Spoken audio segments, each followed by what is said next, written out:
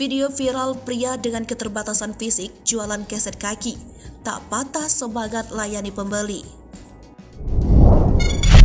Beredar video viral seorang pria dengan keterbatasan fisik berjualan keset kaki. Ia tak patah semangat saat melayani pembeli. Meski dalam keterbatasan fisik, pria itu tetap mencari nafkah dengan semangat.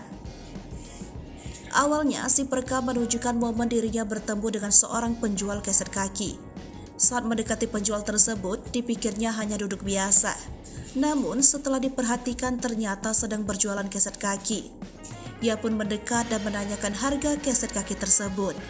Awalnya, tak direspon, sampai akhirnya si perekam video viral baru menyadari jika bahwa penjual keset kaki itu mengalami keterbatasan. Ia tak bisa bicara, bahkan untuk berjalan pun nampak tertatih.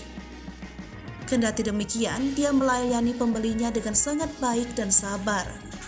Hal ini semakin nampak saat si penjual keset kaki mengeluarkan sebuah tulisan 20.000 memberi kode tentang harga keset kakinya. Sang perekam video pun takjub dengan semangat melayani pembeli si penjual tersebut. Penjual tersebut juga memberikan senyuman pada si pembeli. Dia bahkan hendak memberikan satu keset secara cuma-cuma untuk si pemilik akun. Dengan sangat sopan, pembeli menolaknya dengan melambaikan tangan tanda tidak perlu.